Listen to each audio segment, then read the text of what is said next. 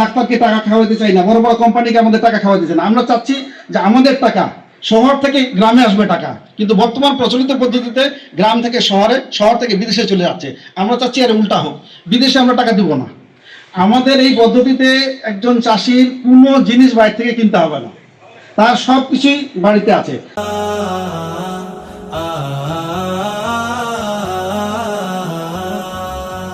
মঞ্চে উপস্থিত উপজেলা নির্বাহী অফিসার, কৃষি অফিসার, পৌর মেয়র, জাতীয় পার্টির সভাপতি, সবাইকে শুভেচ্ছা। কৃষি অফিস আজকে আমার চাষ ব্যবস্থা সম্পর্কে এখানে দুটা কথা বলার যে সুযোগ করে দিচ্ছে, তার জন্য পীরগঞ্জ উপজেলা কৃষি অফিসকে অসংখ্য ধন্যবাদ। আমাকে উদ্যোক্তা প্রশিক্ষণ নেওয়ার সুযোগ করে দেওয়ার জন্য আমি পীরগঞ্জ উপজেলা কৃষি অফিসকে ধন্যবাদ জানাচ্ছি। আমার চাষ ব্যবস্থাটা একটু ব্যতিক্রমধর্মী চাষ ব্যবস্থা। এটা ইন্ডিয়ায় শুরু হয়। ডক্টর সুভাষ পালেকার উনি এই চাষ ব্যবস্থাটা নিয়ে বহুত গবেষণা করে একটা ফর্মেটে আনছেন। এই পদ্ধতিটা ইন্ডিয়াতে চালু, ইন্ডিয়াতে ব্যাপক হারে এখন চলে, প্রায় 1 কোটির উপর কৃষক চাষবাস করে এই পদ্ধতিতে।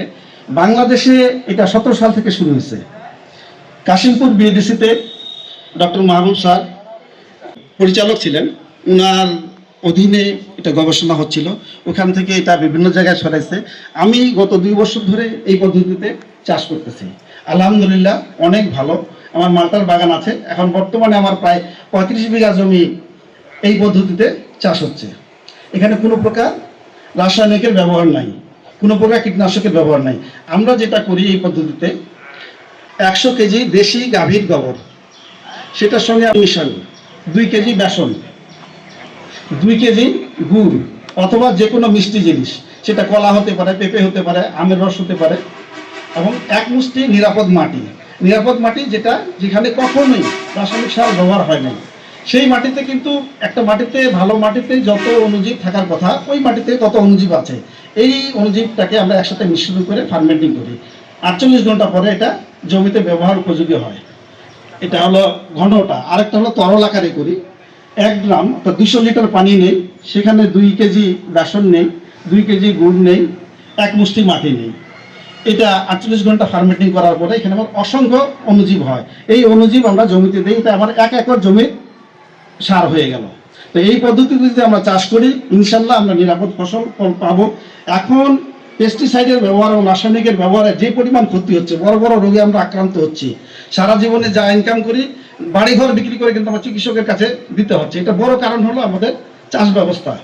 এত পেস্টিসাইড আমরা ব্যবহার করতেছি অপ্রয়োজনে। যেই পোকাকে মারতে হবে সেটাকেও মারতেছি, যেটাকে মারতে হবে না সেটাকেও মারতেছি। এই কারণে কিন্তু পোকার ইমিউনিটি শক্তি বাড়তেছে, পোকার সংখ্যা দিনকে দিন বাড়তেছে। এবার আমি পরীক্ষামূলক লাগাইছিলাম 29 জাতের ধান। আমার চতুর্পাশে রাসায়নিকের ধান ছিল, তারা প্রচুর পেস্টিসাইড ইউজ করছে, কিন্তু অনেক বেশি মাজরা পোকা তাদের জমিতে আক্রমণ করছে। প্রতি শতাংশে ওদের হয়তো কমপক্ষে 50টা শীষ মাজরা পোকায় কাটছে, আর আমার 1 শতাংশ হয়তো 3 থেকে 4টা হবে। আমি কোনো প্রকার রাসায়নিক ব্যবহার করি নাই। আমাদের যে নিম পাতার রস বা অন্যান্য পাতা দিয়ে আমরা যে পেস্টিসাইডটা বানাই, সেটা দিয়ে আমরা স্প্রে করছি, আলহামদুলিল্লাহ আমার কোনো পোকা আক্রমণ করে নাই। এবং কারেন্ট পোকা যে অন্যান্য এলাকা, আমাদের এলাকায় আসছে, কারেন্ট পোকার ফসলের ক্ষতি করছে, আমার ফসলটা কিন্তু ক্ষতি করে নাই। এটা আলহামদুলিল্লাহ। আপনার প্রতি অনুরোধ থাকবে, আসেন, যারা বিশেষ করে এই মেলায় অংশগ্রহণকারী কৃষক আছেন, তারা অবশ্যই অনেক আধুনিক চাষ করেন। আমার খামার দেখেন, আমরা কিভাবে চাষ করতেছি, কিভাবে বালাইনাশক ব্যবহার করতেছি। আসে দেখলে ইনশাল্লাহ আপনারাও এই পদ্ধতিতে চাষ শুরু করেন, অল্প করে শুরু করেন। নিরাপদ খাবার মানে উৎপাদনে আমাদেরকে আসতেই হবে, আমাদের কিন্তু পথ নাই। আমরা যদি প্রচলিত পদ্ধতিতে চাষ করি, এক সময় মানে খরচও বাড়বে, দিনকে দিন সারের পরিমাণ বাড়তেছে, কীটনাশকের পরিমাণ বাড়তেছে। আগে তো অল্প কীটনাশক দেওয়া হয়তো, এখন কিন্তু দিনকে দিন এটা অনেক বাড়তেছে। আমরা যদি জৈবতে চলে আসি, জৈবতে আসলে আমাদের খরচ অনেক কমে যাবে। আমরা 1 বিঘা জমিতে কীটনাশক এবং সারের যে খরচটা, সেটা প্রায় 6-7 হাজার খরচ পড়ে যায়। এই জায়গায় কিন্তু আমাদের 2000 টাকা হলেই হয়ে যাবে। সামনে আমন সিজন আছে, আমি সবাইকে অনুরোধ করব, একটু পরীক্ষামূলক হলে 10% হলেও লাগান, এই পদ্ধতিতে লাগান। আর কিভাবে করতেছি, আমার খামারে আসেন, আমরা আমাদের সাধ্যমতো চেষ্টা করব সব শেখানোর জন্য। আমরা খামারে আসে দেখেন, দেখে আপনারা 10% জমিতে লাগান, কি মানে ফসল হচ্ছে কিনা। আলহামদুলিল্লাহ হবে। আমার মালটা আমি এর আগে যখন রাসায়নিকে করতাম তখন যেই পরিমাণ পাইছি, গতবার আমি সেই পরিমাণ মালটা পাইছি। এখন আমার ফল মালটা আছে, আপনার ড্রাগন পাকা শুরু হয়েছে আলহামদুলিল্লাহ, পেয়ারা এখনো মকবুল আছে, আম কিছু অল্প কিছু আম আমার এই পদ্ধতিতে আছে। আমি সবাইকে বলবো যে আসেন, মানে দেরি করে লাভ নাই। আমরা ডাক্তারকে টাকা খাওয়াইতে চাই না, বড় বড় কোম্পানিকে আমাদের টাকা খাওয়াইতে চাই না। আমরা চাচ্ছি যে আমাদের টাকা শহর থেকে গ্রামে আসবে টাকা, কিন্তু বর্তমান প্রচলিত পদ্ধতিতে গ্রাম থেকে শহরে, শহর থেকে বিদেশে চলে যাচ্ছে। আমরা চাচ্ছি আর উল্টা হোক, বিদেশে আমরা টাকা দিব না।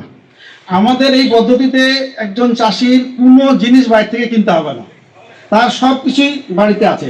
তার গরু আছে, তার আম আছে বা কলা আছে বা পেঁপে আছে, বেসন তার বা হয়তো বা অরহর আছে বা ছোলা বুট আছে, সবই আছে তার কাছে। এই পদ্ধতিতে সে চাষ করবে, আলহামদুলিল্লাহ নিরাপদ ফসল উৎপাদন করতে পারবে। তো প্রাকৃতিক পদ্ধতিতে চাষ করি, সুস্থ সবল জীবন গড়ি। এই বলে আমি আমার বক্তব্য শেষ করতে চাই। আসসালামু আলাইকুম রহমতুল্লাহ।